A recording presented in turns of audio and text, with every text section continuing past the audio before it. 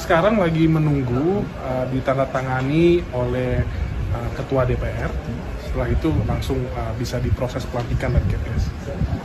Berarti untuk hari ini belum bisa ambil sumpah ya? Belum, karena kabarnya hari ini akan ditandatangani oleh Ketua DPR. Kabarnya. Kita juga masih menunggu. Kita dari tadi juga sedang bersama Pak Erick Thohir, sedang koordinasi terus dengan pihak DPR. Ini semoga hari ini Bu Puan bisa tantangan. Sintayong telah merilis 28 nama pemain untuk menghadapi Vietnam di leg pertama yang akan digelar di Gelora Bung Karno pada tanggal 21 Maret bulan ini.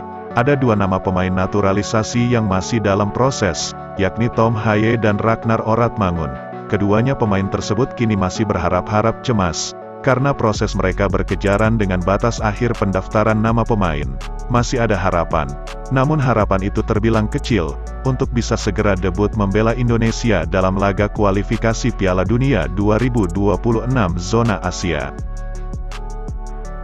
Tom Haye dan Ragnar dibuat khawatir, lantaran keduanya masih dalam proses merampungkan persetujuan dokumen, sedangkan keduanya sudah berusaha agar tepat waktu datang dari Belanda ke Indonesia untuk proses pengambilan sumpah WNI. Namun keduanya hingga malam Kamis ini belum bisa melaksanakan sumpah WNI. Sebetulnya jika proses pengambilan sumpah bisa dilakukan hari Rabu ini, maka bisa dipastikan, peluang keduanya untuk debut membela Indonesia di GBK bisa terwujud. Terkendalanya kedua pemain tersebut dalam proses pengambilan sumpah, disinyalir karena Ketua DPR Puan Maharani, baru ditandatangani berkas keduanya pada malam hari Rabu ini.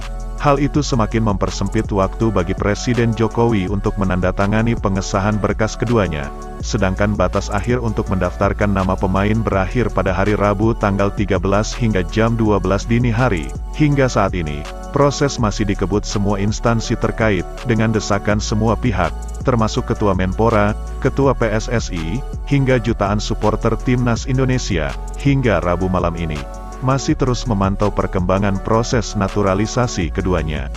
Sekarang lagi menunggu ditandatangani oleh Ketua DPR. Apabila keduanya sudah melakukan sumpah, proses berikutnya, mereka berdua sesegera mungkin mengurus KTP dan paspor, di mana hal itu juga dibutuhkan untuk syarat pendaftaran skuad pemain Indonesia dalam ajang kualifikasi Piala Dunia 2026 zona Asia. Jika langkah tadi sudah diselesaikan hari Rabu tanggal 13 Maret pada pukul 00, artinya keduanya sudah sah menjadi WNI. Tidak cukup sampai di situ, PSSI juga harus melangkah cepat mengurus perpindahan asosiasi kedua pemain dari Federasi KNVB Belanda ke PSSI. Namun langkah itu masih dilakukan hingga batas pertandingan pada tanggal 21 Maret nanti. Namun sayang, sebelum penandatanganan Ketua DPR Puan Maharani, merasa tidak akan selesai pada hari Rabu ini, kedua pemain tersebut sudah kembali ke Belanda. Hal itu disebabkan karena seluruh instansi terkait menunggu teken penandatangan Ketua DPR Puan Maharani. Namun hal itu tidak segera terlaksana, sebab itulah keduanya langsung berangkat ke Belanda, tanpa menunggu proses yang dianggap berlarut-larut untuk menunggu. Dengan begitu, banyak para supporter Indonesia yang kecewa, bahkan tidak sedikit dari mereka mempertanyakan kejadian tersebut. Tidak hanya itu, sebagian besar juga menanyakan, adakah cara lain agar Tom Haye dan Ragnar bisa segera terdaftar jelang debut perdananya di GBK menghadapi Vietnam, jauh-jauh terbang dari Belanda ke Indonesia. Namun inilah hasilnya. Bagaimana pendapat pribadi Anda dengan kejadian yang disayangkan banyak pihak ini?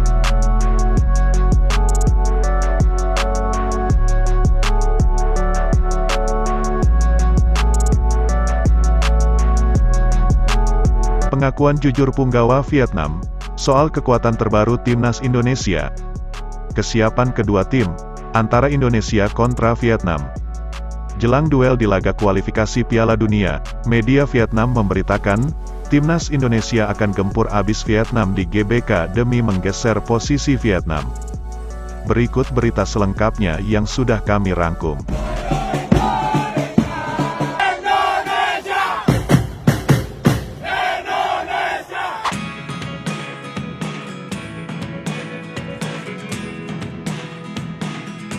Timnas Vietnam dan Timnas Indonesia akan saling berhadapan Dalam laga lanjutan grup F kualifikasi Piala Dunia Zona Asia, kedua tim akan bertemu 2 kali, masing-masing pada tanggal 21 Maret di Jakarta, dan 5 hari kemudian, kedua tim akan berduel di Hanoi, Vietnam. Sebagai persiapan, Vietnam menjalani pemusatan latihan di Hanoi pada hari Rabu tanggal 13. Sebanyak 33 pemain telah dipanggil oleh pelatih Vietnam Philippe Troussier untuk mengikuti TC tersebut.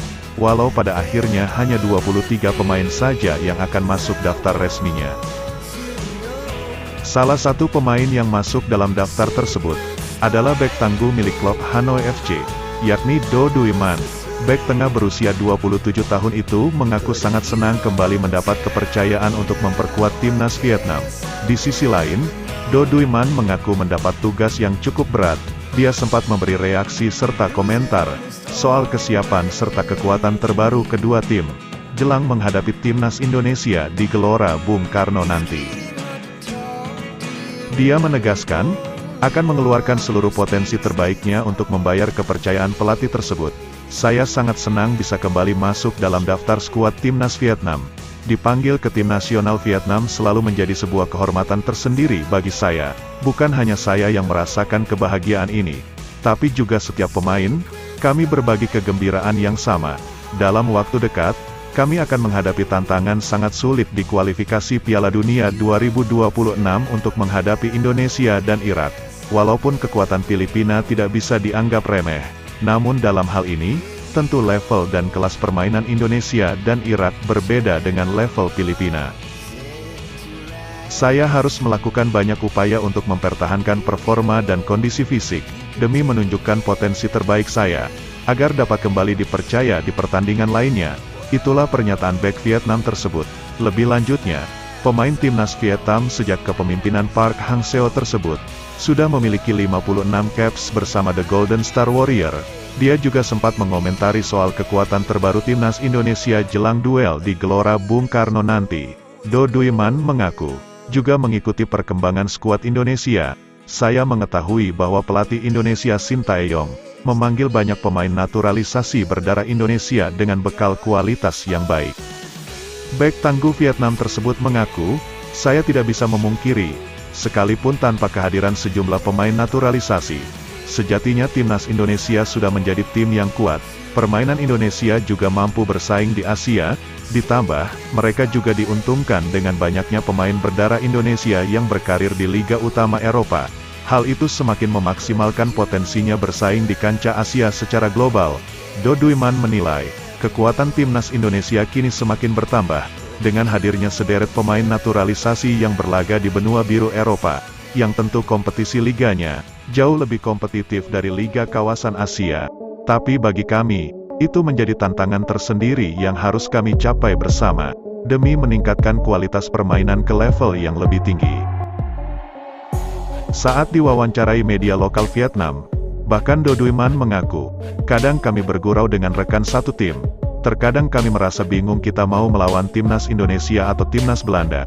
Begitu mudahnya mengakses informasi di banyak media, dengan translating bahasa.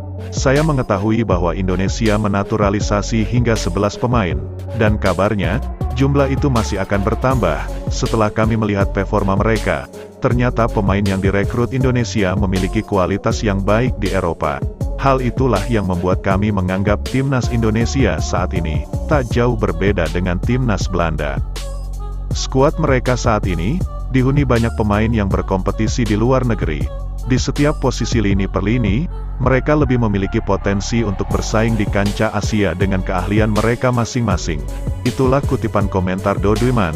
Dia juga menambahkan, sebenarnya sebelum itu, Indonesia juga bukanlah tim yang mudah untuk dikalahkan. Mereka memiliki gaya bermain yang cepat dan agresif, hampir serupa dengan permainan kami. Dan kini kami harus lebih bekerja keras lagi, dengan ketambahan pemain naturalisasi baru, yang memiliki akurasi passing dengan permainan simpel namun efektif. Hal itu tentu membuat kami semakin tertantang, walaupun mereka lebih diunggulkan. Namun kami akan berusaha memberikan perlawanan yang terbaik. Hal itulah yang membuat kami semakin bersemangat. Kami akan berusaha mengimbangi skuad terbaru Indonesia.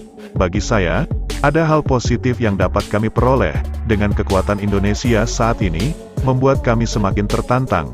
agar kami semakin terpacu untuk meningkatkan kualitas permainan secara tim, dan tentu lebih berhati-hati dalam mengalirkan bola. Bahkan kami terkadang saling meledek sesama rekan satu tim, karena kami hampir tidak bisa membedakan apakah kami akan melawan Indonesia ataukah Belanda. Itulah ucapan penutup Do Duiman. Gurauan para pemain Vietnam, sejatinya bukan tanpa alasan apabila melihat daftar pemain skuad Garuda saat ini. Pasalnya, tercatat ada 9 pemain keturunan Belanda dalam skuad Indonesia untuk laga kontra Vietnam. Meski begitu, Do Duiman menegaskan, timnya tidak gentar dengan para pemain naturalisasi Indonesia. Dia mengatakan, Vietnam juga memiliki banyak pemain berkualitas, sehingga tidak ada kekhawatiran. Hal itu membuat kami semakin merasa tertantang. Kami menegaskan lagi, kami tidak merasa khawatir menghadapi Indonesia, seperti halnya kami menghadapi Irak di Piala Asia lalu. Itulah kutipan komentar Do Duiman, bek berusia 27 tahun, yang konsisten bermain secara Spartan.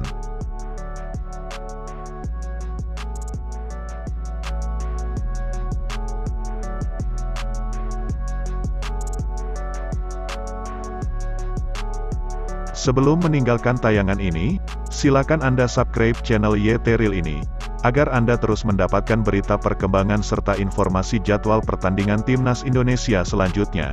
Sampai jumpa di tayangan berikutnya, bye YT Real.